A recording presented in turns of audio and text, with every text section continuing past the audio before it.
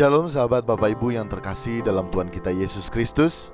Apa kabar hari ini sahabat Bapak Ibu? Tetap semangat sahabat Bapak Ibu, karena hari ini pasti akan bisa kita lewati. New Chapter Message hari ini Senin 20 Juni 2022 berjudul Jangan Menyalahgunakan Status Sebagai Anak Allah.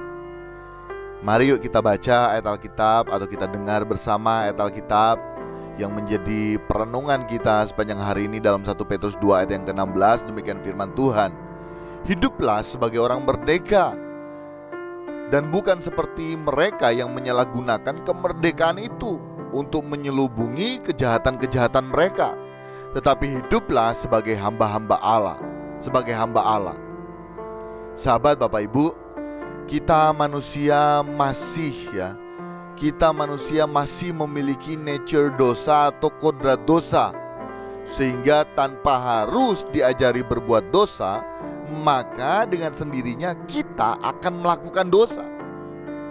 Sekalipun kita sudah layak dan telah mendapat predikat sebagai anak-anak Allah, karena nature kita, karena kodrat kita masih kodrat dosa, sehingga kita seringkali masih saja menyalahgunakan status kita yang merupakan anak-anak Allah dengan kita memiliki hidup yang suka-suka kita.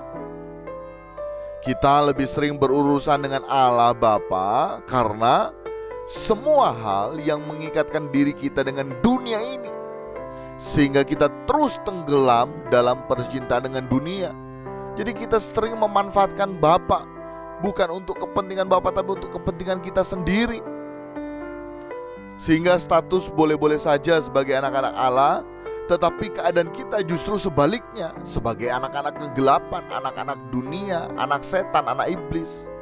Nah, sejatinya saat kita telah berkesempatan dilayakkan sebagai anak-anak Allah yang dapat menyebut Allah dengan sebutan Bapa, maka dalam menggelar hidup di kesementaraan ini, kita harus mengambil kesempatan tersebut dengan sebaik-baiknya.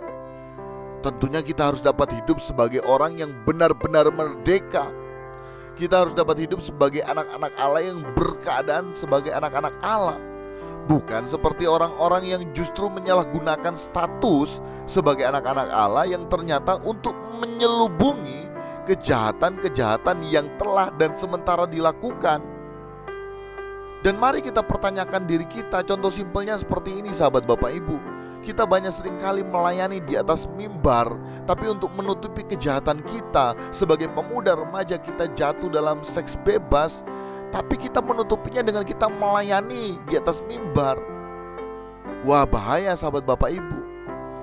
Status saja sebagai anak-anak Allah, tetapi kelakuan justru tidak seperti anak-anak Allah. Itu bahaya. Tadi salah satu contoh case kecil sahabat Bapak Ibu. Di luar kita bisa kelihatan anak-anak Allah melayani di atas mimbar, tapi di dalamnya ternyata kita melakukan kejahatan. Sehingga melalui New Chapter Message hari ini kita terus diingatkan agar kita harus dapat berjuang untuk hidup dalam kemerdekaan sebagai anak-anak Allah yang tidak memanfaatkan kemerdekaan tersebut untuk melakukan atau hidup sebagai anak-anak setan, anak-anak iblis. Dan kiranya New Chapter Message hari ini memberkati kita sahabat Bapak Ibu. Salam berkemas pulang. Salam serupa dengan Yesus. Tuhan Yesus memberkati.